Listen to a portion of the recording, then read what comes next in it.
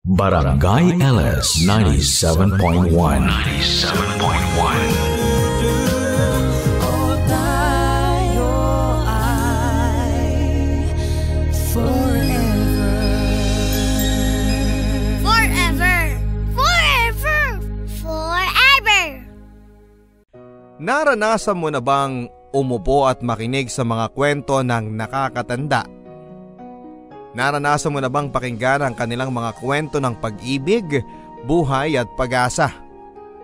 Karamihan sa atin na nabiyayaang maranasan ng makapiling pa ang ating mga lolo at lola ay makakarelate sa kwentong ito, kung paano nila ikukumpara ang buhay noon sa buhay ngayon. Ang kwentong ito ay para sa mga unang beses umibig. Ito ay para sa mga unang beses na nabigo. Para sa mga nasaktan, naiwanan, at natutong bumangon. Ang kwentong ito ay para sa mga natutong umibig muli. Sa mga nagturo sa iyo kung paano magmahal sa pangalawang pagkakataon. Sa mga nagpatuloy, sa mga nawala, at sa mga nagbabalik.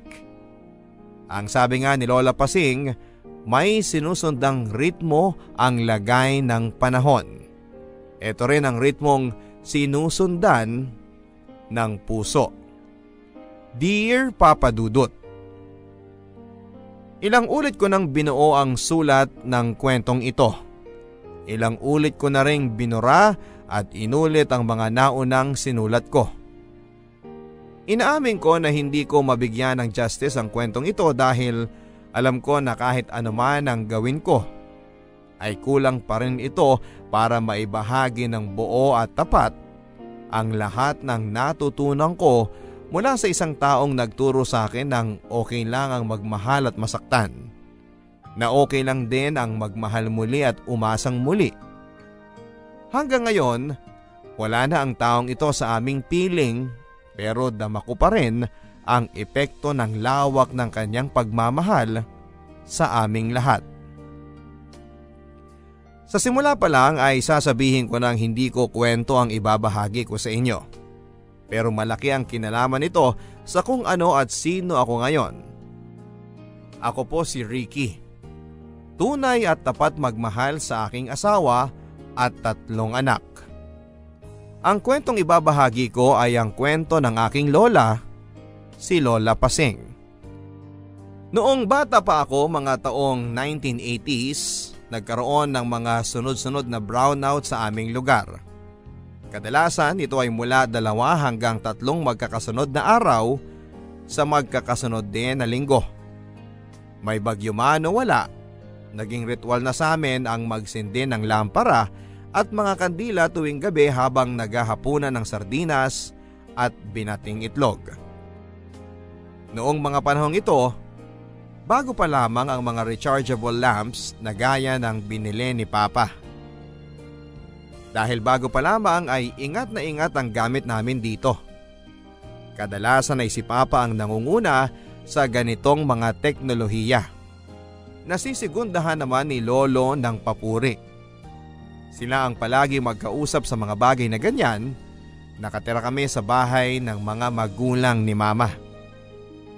Kung si Papa at si Lolo ang mga hilig ay technology, si Mama at Lola naman ang mga hilig ay tradisyonal. Kandila at lampara ang mas gusto nila. Wag lang daw aksidenteng matabig para iwas sa sunog. Bata pa ako noon, mga 10 years old pa lamang ako at wala pang konsepto ng romantic dinner. Pero ngayong 40 plus na ako, saka ko naiisip na romantic pa pala ang panahon noon. Dahil walang kuryente, lahat kami nakapalibot sa hapagkainan kapag 6:00 na ng gabi. Ako, si Mama, si Papa, ang kapatid kong babae at si Lolo at Lola. Pagkatapos maghapunan, pagkatapos maghugas ng pinagkainan, nagkikwento muna si Lola sa amin bago kami matulog. Laman ng mga kwento niya ang kanyang kabataan. Naalala ko pa hanggang ngayon ang kislap ng kanyang mga mata habang nagkukwento at nagpapaypay ng abaniko sa aming magkakapatid at sa kanyang sarili. Naaalala ko pa tuwing binabanggit niya ang mga artista noong kabataan niya. Sina Gloria Romero, Armando Goyena, Tessie Quintana, Rogelio de la Rosa at marami pang iba. Sila daw noon ang mga sikat. Noong una kong makita ang picture ni Gloria Romero, saka ko lang naisip na may hawig pala si Lola sa kanya. Minsan ay nakita ko ang isang lumang letrato ni Lola noong kabataan niya. Kamukha ni Lola si Gloria Romero noong bata pa siya. Parehong maamo ang mukha at bilugan ng mga mata. May na lang si Lola sa bandang noo. Si Lola din ang nag-impluwensya sa akin sa pakikinig ng radyo para sa mga balita tuwing may bagyo at para sa mga drama tuwing oras ng paglilinis o paglalaba. Kaya hindi bago para sa akin ang sundan ang mga kwento at drama ninyo sa inyong programa. Ang sabi nila noong bata pa ako ay kulang daw ang height ko para sa aking edad. Pero ang sabi ni Lolo, kapag natuli na ako, tatangkad daw ako kaagad na parang basketball player. Maliban sa mga bagong teknolohiya ay mahilig din si Lolo sa basketball. Kaya nang sumunod na taon, nung edad 11 na ako ay sinamahan ako ni Papa at ni Lolo sa klinik sa aming bayan. Ang sabi ni Lolo, eto ay para daw maging basketball player na kaagad ako. Sabay thumbs up. Ito ang huling alaala ko kay Lolo bago siya pumanaw matapos ang ilang buwan dahil sa atake sa puso. Matinding lungkot ang dinanas ng pamilya namin noon, lalo na si Lola. Naalala ko pa ang mga salitang binitawan ni Lola noon. Ang sabi niya, "Papang, paano na yan? Wala ka na. Paano na kami?" Nasa school ako noong nangyari ang lahat. Pag-uwi ko ay dinala kaming lahat sa ospital para makapiling ang bangkay ni Lolo. Maliban sa lungkot, na-disappoint din ako dahil konti lamang ang tinangkad ko. Gusto ko pa naman sanang maging basketball player gaya ng sabi ni Lolo. Naalala ko pa, dasal ko kay Lolo pagkatapos niyang pumanaw, "Lolo, paano na yan? Hindi na ako magiging basketball player gaya ng gusto mo." Pero gumaan ang bahagya ang pakiramdam ko nang sabihin ni Lola na okay lang daw na hindi ako masyadong matangkad. Para maabot daw niya ako at maalalayan ko siya kapag tumanda na siya. At hindi na siya makapaglalakad pa.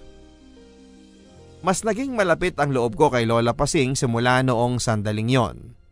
Kailangan ako ni Lola. Kailangan ko siyang samahan. Hindi kami mayaman, sapat lang ang kinikita ni na Mama at Papa sa trabaho. Pero noong na-assign si Papa sa Maynila dahil sa kanyang trabaho bilang ahente ng gamot, naiwanan ako sa aming probinsya sa piling ni Lola. Dinala ni Mama at Papa ang kapatid ko dahil baka daw ma-stress si Lola sa pag-aalaga sa kapatid ko. Pinaliwanag naman nila sa akin kaya ako ang naiwan kay Lola.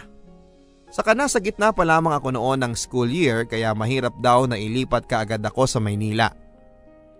Hindi pa nag-aaral noon ang aking kapatid kaya okay lang na isama siya. Ang kwentong ibabahagi ko sa inyo ngayon ay mas matanda pa kesa sa edad ko. Pero sa alaala ni Lola Pasing, ang kwentong ito ay parang kahapon lamang nangyari. Nasa edad na 12 pa lamang ako noon. Buwan ng Setyembre nang sinalanta ng malakas na bagyo ang aming lugar. Umapaw ang mga ilog. Nagdulot ito ng malawakang pagbaha. Ang sabi ni Lola, mukhang katapusan na ng mundo. Akala niya ay hindi na kami makakaligtas. Sa tabi ng lampara at kandila ay nagdasal kami ni Lola. Nagrosaryo kami ng ilang ulit at pinagdasal ko na sana ay ligtasin ang nanay at tatay at kapatid ko sa Maynila. Ipinagdasal ni Lola na kung nalalapit na ang katapusan ng mundo, huwag sana rito, huwag sana ngayon. At hindi sana sa ganitong pagkakataon na magkakalayo kaming lahat. Lola Pasing, halika na, tumataas na yung baha. Ha? Abay, saan tayo pupunta niyan? Sa bubong, Lola! Hindi na tayo makakatawid ng tulay, umaapaw na yung ilog! Bubong! Sa bubong! Ay, sandali! Ang mga litrato! Lola, tara na po!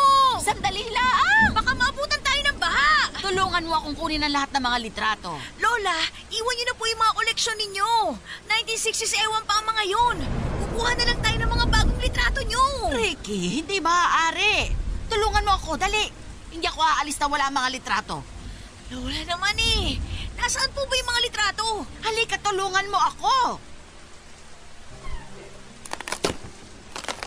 Nandito lang ang mga yun sa loob ng aparador. Nasaan na yun? Ricky, humahagupit na ang hangin sa labas. Ito na, nakuha ko na po yung kahon ng mga litrato. Ilalagay ko na lang po sa loob ng supot para hindi mabasa. Nandyan na ba lahat? Patingin. Nasaan na ang larawan niya? Nandito nang lahat po sa loob ng kahon. Wala ang larawan niya. Lola, nakuha ko na po lahat ng mga larawan ni Lolo. Hindi ang larawan ng lolo mo. Larawan po nino. Hener. Ang larawan ni Hener. Sino? Hener. Wala ang larawan ni Hener. Lola, sino po si Hener? Tulungan mo akong maghanap. Kailangan na po nating umalis. Hindi maaari. Hanggang hindi natin mahanap si Hener.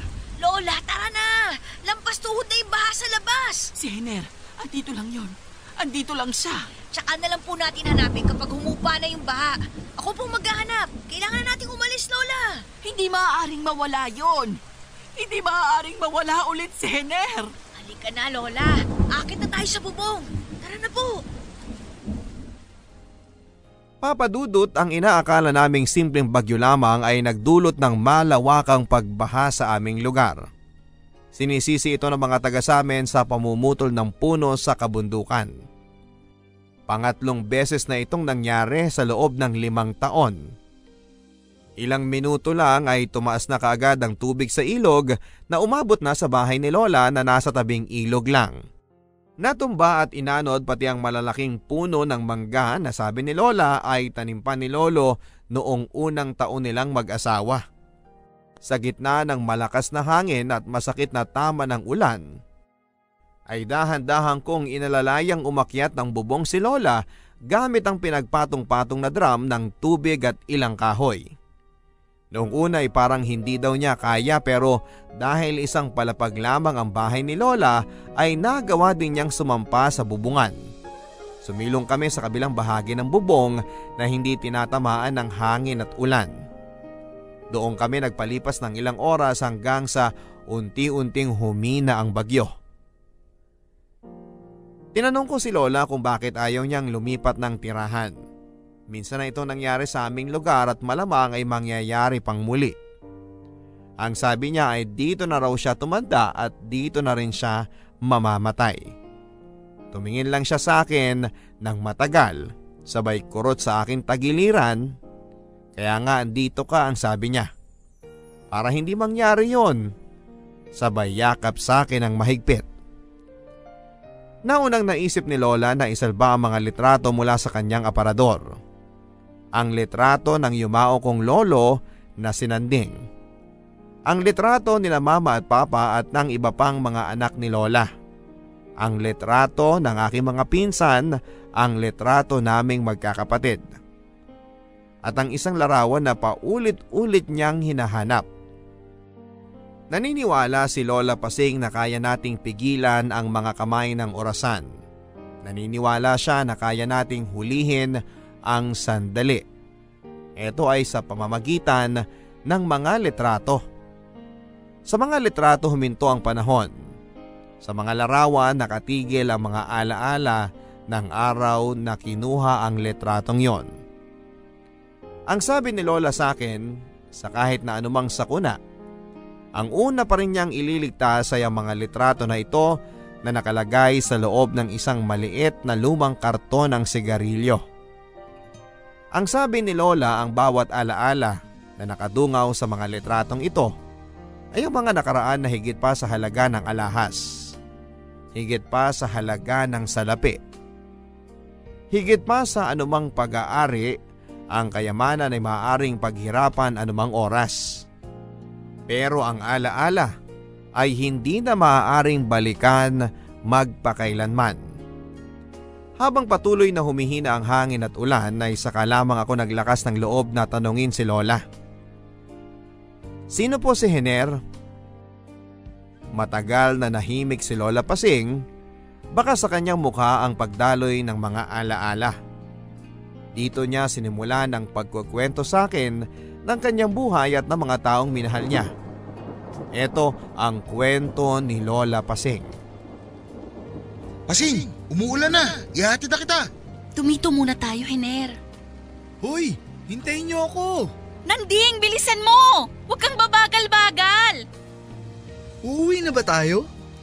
Ewan ko ba dito kay Pasing? Umuulan na nga eh. Ang sabi nga ng mga nakakatanda, ang unang patak daw ng ulan ang pinakamaswerte sa lahat. Parang blessing, parang grasya. Maswerte? Ang sabihin mo, maswerte ka kung hindi ka sipunin. Ano ba kayo? Kayo pa man din itong mga lalaki, kayo pa ang takot sa sakit. Sumilong muna tayo. Yun oh, doon sa may kubo. Tara! Ang mauli, unggoy! Hener! Tara na! Dalihan mo, Pasing! Nanding!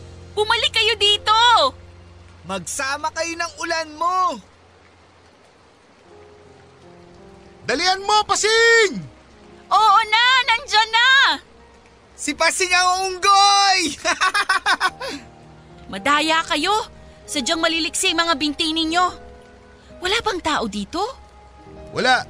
Ito, pinaglalagyan lang nila to ng dayami. O minsan pale kapag may ani. Parang sabsaban. Dito ka sa tabi ko, Pasing. Sige na nga. Sumilong na muna tayo dito. Parang papalakas na rin ang ulan. Hener, sa Maynila, walang ganito. Walang kubo na pwede mong silungan kapag umuulan. Kailan ka ba luluwas? Sa Lunes, sa susunod na linggo. Baka huling labas na natin to. Kailangan ko pang maganda ng mga gamit eh. Ng perang gagamitin. Kailan ka babalik? Pipilitin kong makauwi palagi. Parang walang kasiguraduhan yun ah. Teka, kulang pa ba ang baon mo? Sasabihin ko kaya man na… Salamat. Pero ginagawa na ng paraan ni na nanay at tatay. Sabihin mo lang kung kailangan mo ng tulong. Hindi ka ba bibisita kada linggo? Hayaan mo namang makapag-aral ng maigi si Hener. Hindi ka naman niya ipagpapalit sa iba. Hindi naman sa ganon. Pero malulungkot ako kapag hindi kita nakikita bawat araw. Sus! Ang magkasintang ito. Parang ilang buwan lang, hindi naman mangingibang bansa tong si Hener. Susulat ako. Linggo-linggo. Aasahan ko ang mga sulat mo, ha? Ay, ang sarap humiga sa dayami at nakatingin lang sa bubong. Tama ka, Nanding. Walang ganito sa Maynila. Kaya umuwi ka agad, ha? Bilisan mo. Dalasan mo. O, bantayan mo muna si Pasing habang wala ako ha. Oo naman. Ganito pa rin kaya tayo sa pagtanda natin? Magkababata sina Lola Pasing, Lolo Nanding at itong si Hener. Sabay silang lumaki at nagkamalay sa lugar na ito. Sabay pumasok sa parehong elementary school at sabay na pumasok sa parehong high school. Magkasama sila sa JS Prom at sa mga pasayaw sa bayan. Matalik na magkaibigan ng tatlo. Madalas kinikwento noon ni Lola ang mga kalaro niya ng patintero at taguan noong bata pa siya. Kinikwento niya ang batang uhugin na palaging may guhit ng sipon mula ilong hanggang pisngi. Kinukwento din niya yung batang mayaman na palaging hatid at sundo ng yaya kapag naglalaro sila ng sipa. Meron din yung batang iyakin kapag natatalo. Sa lahat ng ito ay sinanding ang palaging kinikwento niya na kakampi at bodyguard daw niya kapag may nangaaway sa kanya noong bata pa sila. Ni minsan ay wala siyang naikukwentong Hener. Ngayon ko pa lamang narinig ang pangalan na ito.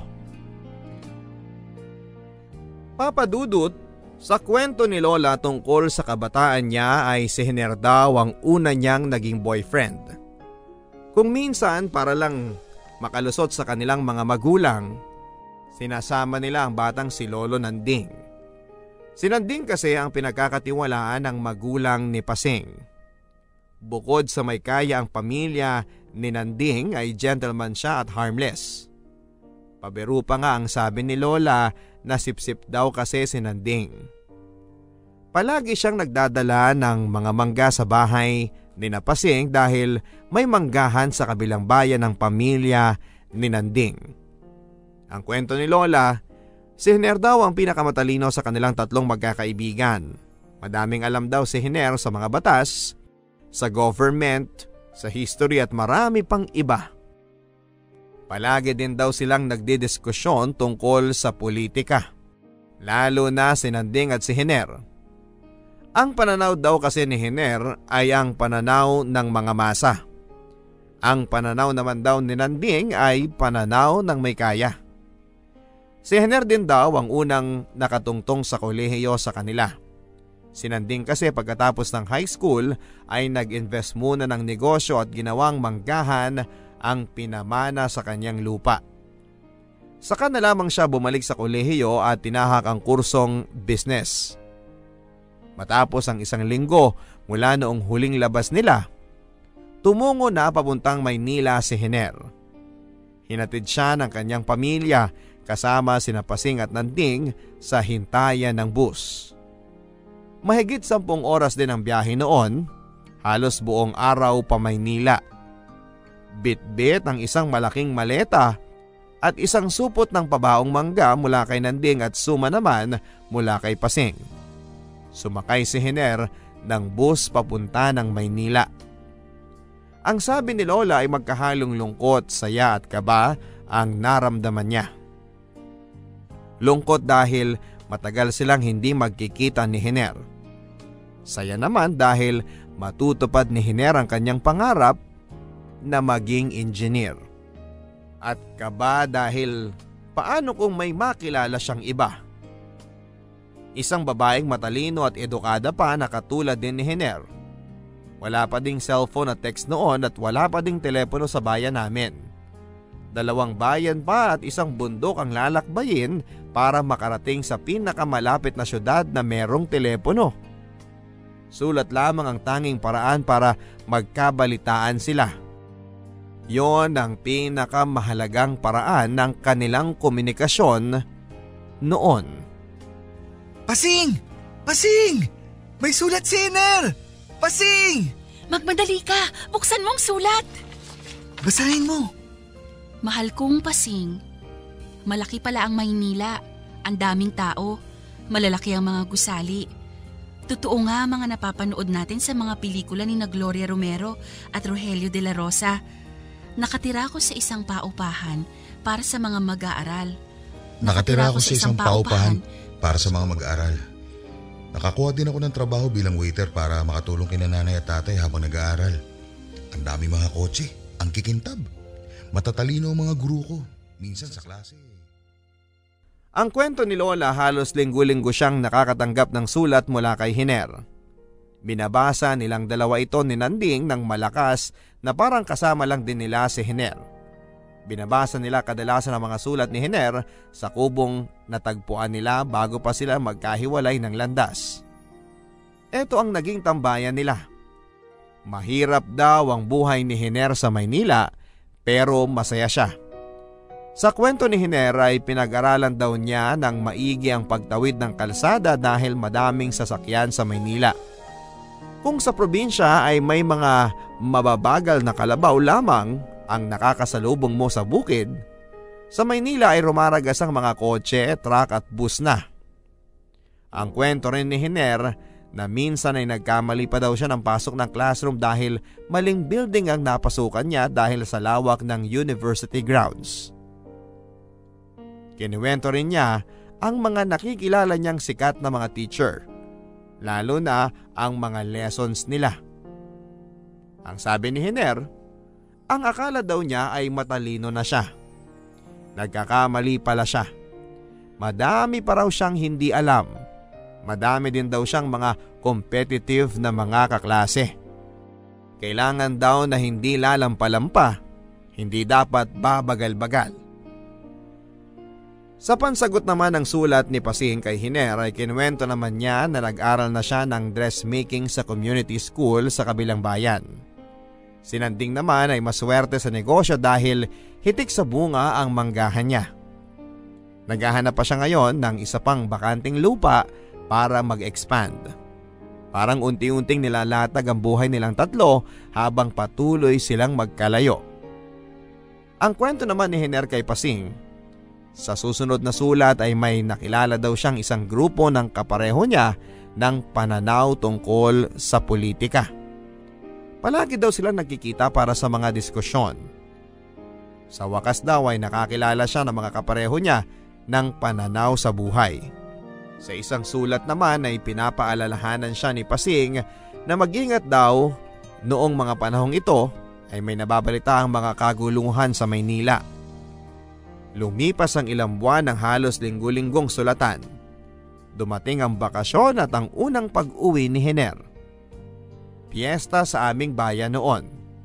Ang kwento ni Lola sa plaza ay may mga perya at kainan.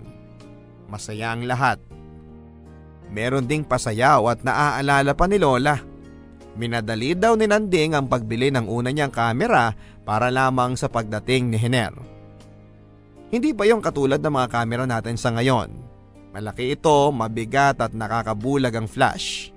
Sabi ko nga, Papa Dudut, ang lolo ko ang kasundo ni Papa sa mga usong gadgets. Doon nagsimula ang pagkahilig ni Lolo sa pagkuha ng mga litrato. Photography ang favorite hobby niya. Karamihan sa mga photos na kinukunan noon ni Lolo ay mga scenic view at si Lola. Noong gabing pagdating ni Hiner ay sinundo ni Nanding si Pasing sa bahay at sabay silang nagtungo sa plaza para doon makipagkita at salubungin si Hiner. Pagkatapos ng pasayaw ay hinila ni Hiner si Pasing sa isang tabi ng plaza para makipag-usap habang hinahanda ni Nanding ang kamera. Alam kong nahihirapan ka sa sitwasyon natin ngayon, pero hihilingin ko sa iyo ang konti pang pasensya. Hintayin mo lang ako, Pasing. Kapag maayos ng lahat ay babalikan kita dito. Magpapakasal tayo. Huwag mo akong paasahin sa mga bagay na ganyan. Pangako, pakakasalan kita. Kasal? Sinong magpapakasal? Magpapakasal na kami, Nanding. Payag na si Pasing. Oo. Di mabuti. Sinusuportahan ko kayo. Aba, magandang balita yan. Aba, dapat lang. Ingatan mo tong si Pasing ha. Tuparin mo ang pangako mo. Alam mo namang mahal ko siya. O ayan, ngiti na. Magpapakuha tayo ng litrato. Ngiti na para sa litrato. 1, 2, 3. Mga pangakong binuo mula sa mga pangarap. Ang sabi ni Lola, mga pangarap na pinaghandaan ng maigi ang pundasyon para maging totoo. Yan ang plano. Pagkatapos lamang ng 3 araw na bakasyon, sinabi ni Hiner na babalik na raw siya ng Maynila. Nagtaka si Pasing dahil ilang linggo pa daw ang bakasyon niya. Ang sabi ni Hiner ay kailangan daw niyang bumalik dahil maliban sa pag-aaral ay nagtatrabaho din siya para matustusan ang pag-aaral niya at para makaipon. Kahit ayaw ni Pasing ay inintindi na lamang niya ang sitwasyon ni Hiner. Sa isip ni Pasing ay ganito na ang magiging sitwasyon nila habang nag-aaral at nagtatrabaho si Hiner sa Maynila. Kahit sa panahon ng bakasyon mula sa university ay hindi na sila halos magkikita ni Hiner.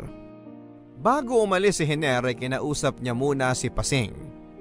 Ang kwento ni Lola, ipinangako daw sa kanya ni Hiner ang katapatan ng pag-ibig. Hindi daw siya makakauwi ng linggo-linggo dahil bukod sa magastos ay nakakapagod din. Dagdag pa ni Hiner na aabutin daw siya ng 6 hanggang 8 buwan para makauwi at makapagbakasyon, pero pipilitin daw niyang makauwi sa mga espesyal na okasyon. Ang kwento ni Lola, alam daw niyang hindi ito madalas na mangyayari dahil madaming requirements sa pag-aaral.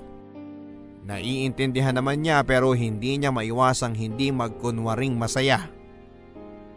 Parang bulaklak lang yan ng mga mangga ni Nanding, ang sabi ni Hiner. Baka nga kasabay ko pa tuwing pag-uwi ang pagbulaklak at pagbunga ng mangga. Magmula noon, sa halip na buwan ng binibilang ni Pasing ay binibilang na lang niya ang pagbulaklak ng mga puno ng mangga at ang mga panahon ng pag-ani. Bago pa mag-sunrise ng sumunod na araw ay nakalis na si Hiner. Pag-gising ni Pasing, alam na niya na malayo na ang kinakalagyan ni Hiner. Ang sabi ni Lola ay naaalala pa daw niya ang araw na yon. Pakiramdam daw niya ay parang malayong-malayo na sila sa piling ng isa't isa. Parang may mga bagay na nagbago na. Ang dating romantikong taga-probinsya, nagkaroon na ng isang buhay at pagkatao sa syudad. Noong lumang panahon pa, Padudot, mas matagal pa ang mga biyahe ng sasakyan pa Maynila. Wala pang mga fast trip at wala pang may aircon. Lumipas pa ang ilang mga buwan, nakabili si Nanding ng bagong kamera kaya ibinigay niya kay Hiner ang kanyang unang kamera. Magmula noon ay kasabay na sa mga sulat na pinapadala ni Hiner ang mga litrato ng kanyang buhay doon sa Maynila. Ipinakita niya ang unang kwartong solo niyang inupahan at ang unang electric fan na binili mula sa sweldo. Bentilador pa ang tawag nila doon. Nagpadala din siya ng mga litrato na ipinapakita ang kanyang trabaho pati ang buhay sa school. Ipinakita din niya ang bagong bahay na inupahan matapos ang solong kwarto. Ang bawat sandali ay paghahanda para sa kinabukasan. Sa huling taon ng kolehiyo bago ang target date ng pagpapakasal ni Hiner at Pasing, pumutok ang isang malaking kaguluhan sa Maynila. Martial law ang tawag nila. Ang dating lingguhan na pagsulat ni Hiner, naging 2 beses na lamang, hanggang naging paminsan-minsan na lamang, hanggang dumating ang panahon na tumigil na ito. Pasing! Pasing! Nanding, bakit parang hinahabol ka ng tikbalang? Pasing! Hiner! Bakit? May sulat na ba siya? Saan na? Ibigay mo na sa akin nang mabasa na natin. May balita ako tungkol kay Hiner. Ano yun? Walang nakakaalam kung nasaan siya. Anong ibig mong sabihin? Hindi nila makita si Hiner. Samahan mo ko, Nanding. Hanapin natin siya sa Maynila. Nababaliw ka ba? Baka kung napano na siya. Pinangako kong babantayan kita. Kung gayon, samahan mo ko sa Maynila. Dito lang tayo, Pasing. Hintayin natin siya. Pero Nanding! Pasing, walang silbi at walang kwenta ang lahat ng ito kung pati ikaw ay malalagay sa alanganin. Mabuting manahimik na lamang muna tayo. Manahimik at makibalita. Si Hiner! Makinig ka sa akin. Sa ngayon, ako ang sundin mo. Ako lang ang pagkatiwalaan mo. Sa puntong to, ako lang ang makakatulong sa'yo. Ikaw ang nobya. Ikaw ang susunod na iimbestigahan pagkatapos ng mga magulang niya. Ngayon pa lang, itanggi mong kayo pa. Ngayon pa lang, sabihin mo na hindi siya sumusulat at matagal mo na siyang hindi nakikita. Papadudot, nababalot ng katahimikan ng buong lugar namin basta sa mga bagay na balita tungkol kay Hiner. Ang sabi ni Lola, nakakabingi ang katahimikan na ito. Naging maingat sa pagkilos ang lahat, pati ang mga salita ay bilang na bilang. Parang binabantayan ng isa't isa ang mga kilos ng bawat isa. Walang naririnig mula kay Hiner at wala ding nagkukwento tungkol kay Hiner. Kaya laking gulat ni Pasing nang minsan ay sinundo siya ni Nanding na may mysterious effect kung saan sila pupunta. May balita na kaya tungkol kay Hiner? Ito ang naglalaro sa isipan ni Pasing. Hindi niya matanong ng diretso si Nanding habang papunta sila sa tambayan. Kasi baka may makarinig na iba na hindi dapat. Muli na namang naglaban ng saya at kaba sa pakiramdam ni Lola Pasing habang hinihila siya ni Nanding. Saya dahil sa wakas ay baka may balita na tungkol kay Hiner. Kaba dahil nakakapagtaka kung bakit kailangang makalayo pa sa bahay bago sabihin ni Nanding ang balita. Uuwi na kaya si Hiner? Maayos kaya ang kalagayan niya? Kailan siya uuwi? Ito ang mga tanong na walang kasagutan. Naghihintay kaya si Hiner sa kung saan man sila pupunta ni Nanding? Nakabili na ng sasakyan si Nanding ng mga panahon na ito. Habang nasa daan patungo sa kung saan sila pupunta, ipinarada muna ni Nanding ang kotse sa tabi ng daanan. Pumikit ka at pipiringan ko muna ang mga mata mo, ang sabi ni Nanding. Noong una ay umalma si Pasing pero pagkatapos ng explanation ni Nanding ay pumayag na rin siya. Ang sabi ni Nanding ay secret daw ito, isang magandang regalo at sumunod na lamang siya. Sa isip ni Pasing ay naglalaro na ang mga katanungang ayaw bang ipakita ni Hiner kung nasaan siya matatagpuan? Saan ba kami pupunta? Bakit kailangang sekreto pa? Habang papunta sa lugar kung saan siya dadalhin ni Nanding nang naka-blindfold ang mga mata, naramdaman niya ang pagkanan at pagkaliwa ng sasakyan. Pati na rin ang pagbabago ng daan mula sa konkreto hanggang sa asfalto at hanggang sa lubak-lubak na daanan. Ang kwento ni Lola, nasa isip daw niya noon si Hiner at kung bakit kailangan ganito pa ang sitwasyon. Matagal siyang naghintay na dumating ang pagkakataon na ito. Naghintay siya sa kubo ng tambayan nila. Naghintay siya sa gitna ng ulan.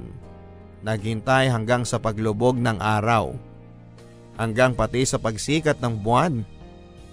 Naghintay din siya hanggang sa muling pagpatak ng ulan. Hanggang sa taon na ang binibilang. Naghihintay, nananahimik, nakikibalita tungkol kay Hiner. Nasubukan mo na bang mangako ng iisa lamang ang mamahalin mo? Nasubukan mo na bang tuparin ang sumpaan na iisa lamang ang iibigin mo? Nasubukan mo na bang maghintay sa isang taong pinapangamba mong baka hindi na darating? Naghintay si Lola Pasing. Ang pag-ibig kailanman ay hindi naging praktikal dahil sa bawat unang pagpatak ng ulan. Mula noon hanggang ngayon, larawan pa rin niya ang naaalala. Saan mo ba ako dadalhin? Basta. Nanding naman eh. Bakit kailangan pang nakapiring ang mga mata ko ngayon? Ang hirap maglakad eh. Sorpresa nga. Inaalalayan naman kita. Pagkatapos nito, bumalik na tayo sa tambayan sa bukid ha? Hanggang ngayon ba ay iniisip mo pa rin si Hiner? Baka bumalik na siya. Gusto kong ako ang una niyang makita. Hindi na babalik si Hiner. Huwag mong sabihin yan. Babalik siya dahil nangako siya. Sa kalagayan niya ngayon, sa tingin mo ba babalik pa siya? Hindi niya gugustuhin madamay ka sa kung ano man ang ginagawa niya. Mahal ako ni Hiner. Mas mahal kita. Tama na. Tatanggalin ko ang nakatakip sa mga mata ko. Harapin mo nga ako, Nanding. Ano bang sinasabi mo? Nahihibang ka ba? Noon pa man, mahal na kita. Nanding. Hindi ko lang masabi sa'yo. Nanding. Nagdadalawang isip ako dahil alam kong matindi ang kalaban ko. Nanding, ang mga mangga. Yan ang ipapakita ko sa'yo. Kaya kita dinala dito. Namumulaklak na ang mga mangga. Sa atin na ito, Pasing. Ikaw at ako. Ipinangalan ko sa ating dalawang lupang ito. Bakit? Para saan? Para sa ating kinabukasan. Anong ibig mong sabihin? Walang kasiguruduhan na babalik si Hiner. Pero ako, nandito pa. Palaging nandito para sa'yo. Hindi mo kailangan sumagot ngayon. Bibigyan kita ng sapat na panahon. Pasing, kaya mo rin ba akong mahalin? Ang bilis mo naman, Nanding. Ang bilis mong maglibing ng isang taong buhay pa. Buhay pa si Hiner. Buhay pa ang kaibigan mo. Pag-isipan mo ng maigi ang sinabi ko. Hindi makatarungan na habang buhay kang maghihintay. Kailangan mong magpatuloy. Sabihin mo lang sa akin kung handa ka na. Umabot ng halos 5 taon nang walang balita tungkol kay Hiner. Walang sulat o telegrama o kahit chismis man lamang. Parang tinalikuran ng lahat si Hiner. Wala man lamang nakakaalam kung nasaan siya. Wala ding may gustong magsabi. Pati ang mga magulang niya ay tikom ang bibig. Bawat araw ay hinihingi ni Lola ang kasagutan na magpapaliwanag kung bakit naging ganito si Hiner. Pero walang nagpapaliwanag. Hanggang napagod si Lola sa paghihintay. Hanggang sa napag-isip. hanggang natutong magpatuloy sa kanyang buhay. Si Lola Nanding ang nagbigay kay Lola Pasing ng dahilan at pagkakataon para magpatuloy ng buhay. Minsan, tinatanong ko si Lola kung minahal niyo ba si Lolo. Ang sagot ni Lola ay minahal niya si Nanding. Si Nanding ang nagturo sa kanya na ang puso ay hindi mapapagod magmahal. Hindi pinagsisihan ni Lola ang desisyon niya na magpakasal kay Lolo. Ang sabi ni Lola ay minahal niya si Lolo hanggang sa huli niyang hininga. Hanggang ngayon at hanggang sa muling pagkikita. Pero nasaan si Hiner at ano ang nangyari sa kanya? Minahal ni Lolo si Lola Nanding noong simula ng kanilang pagsasama. Ang sabi ni Lola, umiiyak siya gabi-gabi. Niyayakap daw siya ni Lolo Nanding sa mga gabing yon. Masakit para kay Lolo pero niyakap niya si Lola at sinamahan niya sa kanyang pangungulila. Hanggang sa naramdaman ni Lola na totoo ang pagmamahal ni Nanding. Nalampasan ng kanyang puso ang paghihintay sa wala. Hanggang nagsimula ng magbunga ang kanilang pagmamahalan. Hanggang nabuo ang pamilya.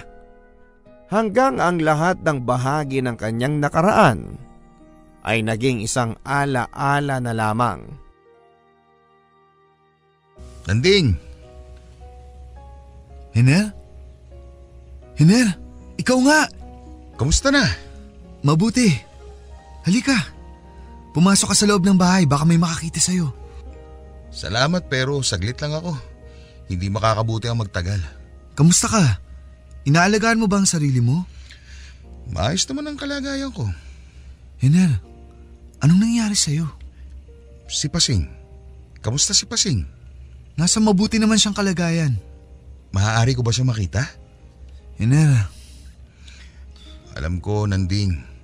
Kahit nasa malayo ako, nakikibalita ako. Ayoko magulo ulit ang buhay ni Pasing. Kung maaari sana ay huwag ka na muna magpakita.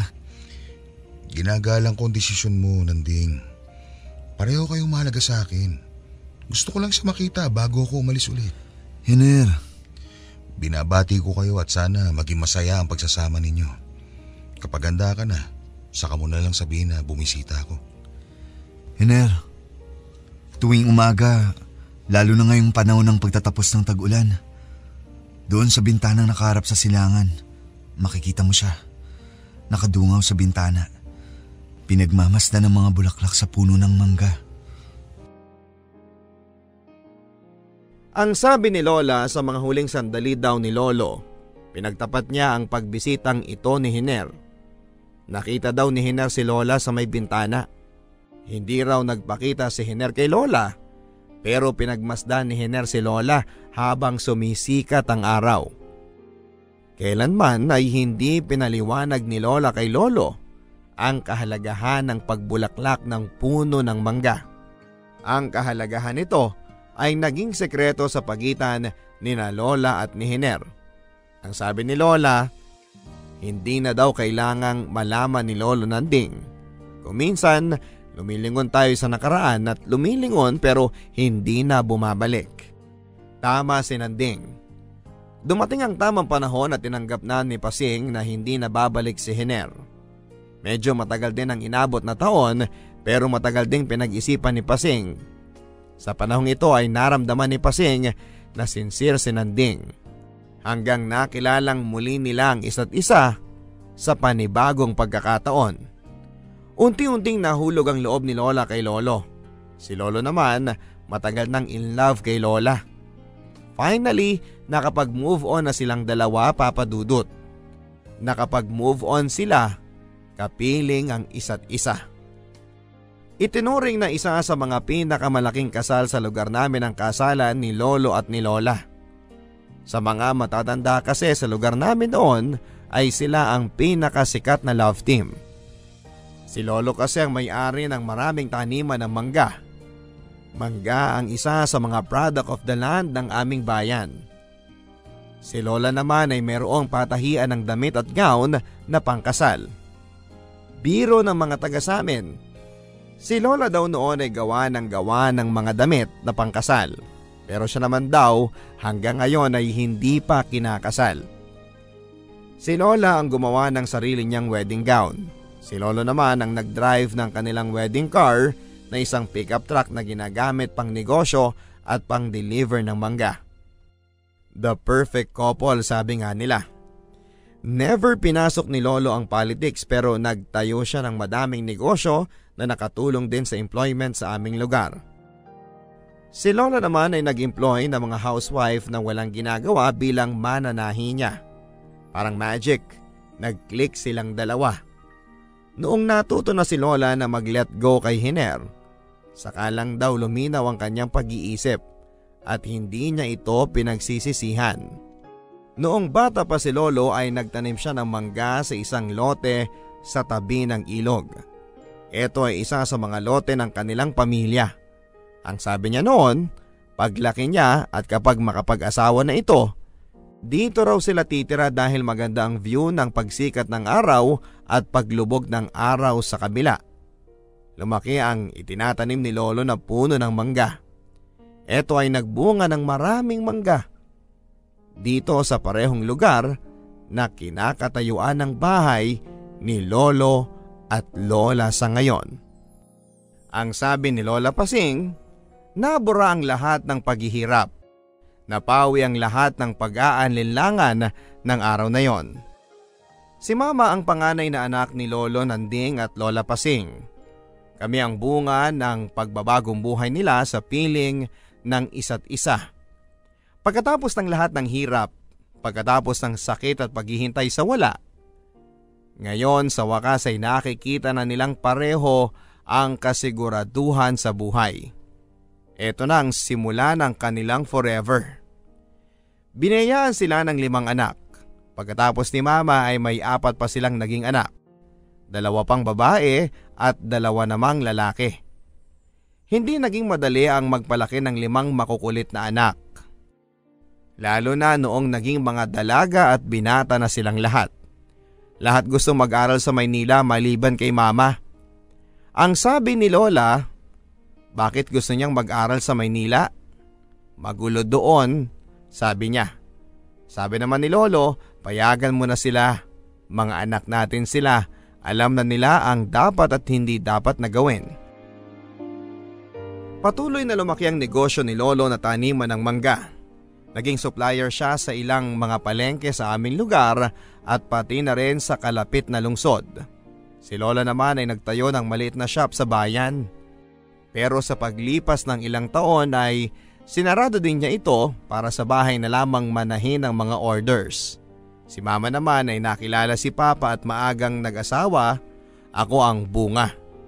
Pagkatapos ng 8 taon, pinanganak naman niya ang kapatid ko. Nakaka-amaze kung isipin ang sabi ni Lola. Hindi mo akalain kung saan nagmula ang pamilyang ito. Ganito pala kapag natutong mag-move on. Hanggang sa huling hininga ni Lolo, naging masaya ang buhay nila together. Ang sabi ni Lolo noong golden wedding anniversary nila, he lived a full and happy life. Kinurot pa nga siya ni Lola kasi bakit daw nagsasalita siya ng mga ganyan sa gitna ng anniversary speech nila. Siguro nga, ganon talaga Papa Dudut. Kapag matuto tayong mag-move on, kapag matuto tayong pakawala ng ating mga nakaraan, siguro mas kakayanin nating harapin ang mga bagay sa buhay. Kailangan lang sigurong walang nanghihila sa atin pabalik. Kailangan ay forward thinking pa rin. Pagkatapos ng ulan noong unang araw na umakyat kami sa bubong ni Lola, hindi na namin natagpuan ang larawan ni Hiner. Ang sabi ko kay Lola, baka inagos na ng tubig baha. Pumikit na lamang siya, pumikit na parang inaalala na lamang niya sa kanyang gunita ang kasaysayan ng aming pamilya. Sa pagbukas ng kanyang mga mata, nakangiti na siya. Huwag kang magmadali sa paglaki, Ricky. Balang araw, maiintindihan mo rin. Nasaan na po si Hiner? Mahigit 40 taon na ang tanda ng katanungang yan. Hanggang ngayon ay wala pa ring kasagutan. Buhay pa po ba siya? Buhay pa siya. Sa gunita, sa mga larawan, tulad ng lolo mo. Buhay pa rin ang lolo mo sa aking gunita. Parang kahapon lang. Lola, tumigil na po ang ulan. Apo, tingnan mo ang tubig sa ilog. Lola, unti-unti nang humuhupa. Kaunting sandali na lang. May dadaan kaya ng mga nagre-rescue? Ang maaari lang nating gawin ay maghintay at magdasal. Sana dumating na sina nanay at tatay. Bakit hindi pa kasi kayo lumipat? Lola, sino to? Ito ba ang litrato ni Hener? Papadudot natagpuan ko ang litratong hinahanap ni Lola. Ito ay nakadikit sa likod ng litrato nilang tatlo noong unang pag-uwi ni Hener mula sa Maynila. Kung kailan sinalubong siya nina lolo at lola sa plaza. Ito ay nakadikit sa likod ng una nilang litrato na magkakasama. Inabot ko ito sa kamay ni Lola. Pinagmasdan niya ito ng matagal at binalik sa loob ng kahon kasama ang iba pang mga litrato. Tumingin si Lola sa paligid sabay sabing, bumaba na kami. Bumaba na rin ang tubig baha. Tumila ang ulan, humupa ang baha. Unti-unting binuong mulinga ng mga residente ng aming bayan ang kanilang mga bahay. Pang-ilang ulit na rin itong nangyari. Nasanay na ang mga tao. Sanayan lang din pala. Muling isinabit ang mga streamer sa mga signage. Muling binuksan ang tulay na binaha. Muling nagbukas ang mga tindahan at muling binuo ang mga nagibang bahay. Nagsimula muli ang buhay. Ganyan daw talaga. Sabi ni Lola, hindi mo pwedeng balikan ang nakaraan. Pwede ka lang magpatuloy. Dumaan ang season na namulaklak muli ang mga mangga. Matapos ang ilang linggo, umulan na kaagad. Pagkatapos ng ulan ay naging malamig. Dumaan ang Pasko, ang bagong taon at sumapit ang tag-init hanggang nagsimula na namang umulan. Ang sabi ni Lola Pasing, may sinusundang ritmo ang lagay ng panahon. Ito rin ang ritmong sinusundan ng puso. Pagkatapos muli ng bagyo ay bumaba kami mula sa bubong sa tulong ng mga rescuers at mga tanod. Umabot hanggang 2 buwan bago tuluyang nawala ang tubig baha. Medyo matagal din bago nakarecover ulit ang bayan namin. Noong sumunod na buwan, may dumating ulit na malakas na bagyo. Hanggang may dumating ulit pagkatapos nito pero sanay na kami ni Lola. Habang tumataas ang tubig baha, umaakyat naman kami sa bubungan ng kalmado at kasyual na nagkwekwentuhan. Parang expert na kami sa baha. Ako napapadudot ang excited umakyat ng bubong dahil alam kong magkwekwentong muli siya tungkol sa kabataan niya at sa love stories nila. May baon na kaming pagkain at bitbit na namin sa isang protektadong case ang mga larawan. Nasubukan mo na bang mangako na iisa lamang ang mamahalin mo? Nasubukan mo na bang tuparin ang sumpaan na iisa lamang ang iibigin mo? Nasubukan mo na bang maghintay sa isang taong pinapangamba mong baka hindi na darating? Hello? Sino po ito? Sino po? Lola, may tawag po kayo. Para po sa inyo. Abay, sino yan? Ang tatay mo na ba yan? Overseas call po. Hello? Sino ito? Sino? Ang pag-ibig kailanman ay hindi naging praktikal. Yan ang sabi ni Lola pagkatapos nilang mag-usap ng boses sa kabilang dulo ng telepono. Kailanman ang puso ay hindi nagsasawang magmahal. 2 tao ang minahal ni Lola sa buong buhay niya. 2 tao ang nagturo sa kanya kung ano ang halaga ng pag-ibig. Pagkatapos ng ulan, dumating ang tawag na ito mula sa Amerika. Naging matagal ang kwentuhan nila sa telepono. Halos hindi na magkarinigan pero nakikita ko sa mata ni Lola ang bakas ng tuwa at kaligayahan. Mula sa boses sa kabilang linya, nalaman ni Lola Pasing ang katotohanan sa mga salitang ito. Bitbit ang alaala mo nang huli kitang makita habang nakadungaw sa bintana at pinagmamasdan ng mga bulaklak ng puno ng mangga. Ipinagpatuloy ko ang buhay ko. Pasing, narinig ko ang usapan ninyo. Naglilihi ka pa lang para sa inyong panganay noon. Nagpasya akong hindi na manghimasok sa buhay ninyo. Naglakbay ako, maraming nakilala. Nasubukang muling umibig. Nagkaroon ng anak hanggang sa makabuo ng pamilya. Ngayon, malalaki na ang mga apo ko. May kanya-kanya ng pamilya ang mga anak ko. Pumanaw na ang asawa ko. Ako na lang mag-isa. Pasing, handa na akong umuwi. Mapapatawad mo ba ako? Papadudod sa takip silim ng buhay, may pangalawang pagkakataon pa ba sa pag-ibig? Sabi nga ni Lola, bata pa ako. Huwag daw akong magmadaling lumaki. Balang araw, maiintindihan ko rin. Samantala, eto ang naging sagot ni Lola sa boses sa kabila ng telepono. Hindi masama ang magpatuloy sa pagmamahal. Yan ang itinuro sa akin ng yumao kong asawa na si Nanding. Kailanman ay hindi naging masama ang magmahal at magpatuloy pagkatapos mabigo. Minahal ko si Nanding. Siya ang kalahati ng buhay ko hanggang sa sandaling ito.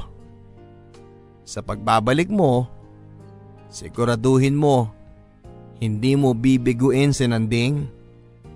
Ipangako mo na hindi ka na muling maglalaho. Magmadali ka nang umuwi. Simula pa lang ng tawag mo kanina, pinatawad na kita, Hiner. Papadudot umuwi ng Pilipinas si Hiner. Pagdating niya, pinuntahan niya kaagad si Lola. Finally ay nakilala ko din siya.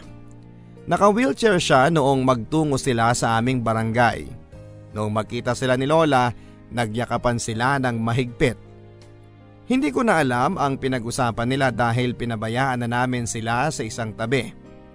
Pagkatapos ng napakahabang kwentuhan, umuwi na sa kanila si Hiner. Dito na ulit siya nakatira noon sa aming bayan. Ang kwentuhang ito ay para sa mga unang beses umibig. Ito ay para sa mga unang beses nabigo. Para sa mga nasaktan, naiwanan at natutong bumangon. Ang kwentong ito ay para sa mga natutong umibig muli. Sa mga nagturo sa iyo kung paano magmahal sa pangalawang pagkakataon. Sa mga nagpatuloy, sa mga nawala at sa mga nagbabalik. Sabi nga ni Lola Pasing, may sinusundang ritmo ang lagay ng panahon. Ito rin ang ritmong sinusunda ng puso. Papadudot, pumanaw na po si Lola Pasing at si Lolo Hiner. 4 na taon na ang nakakaraan. Iniisip ko na lang na malamang ay riot na sila ngayon sa heaven kasama si Lolo Nanding. May selosan din kayang nagaganap o tuksuhan kung sino ang tunay na mahal. Pero dahil kay Lola at sa kwento niya ay natutunan kong hindi napapako ang puso dahil sa isang masalimuot na pagkakataon lamang. Natututo tayong mag-move on kung hinahayaan nating mag-move on ang ating mga sarili. Sana po ay may na-inspire sa kwentong ito na ibinahagi ko. Ito ang kwento ni Lola Pasing. Nagmamahal forever, Ricky.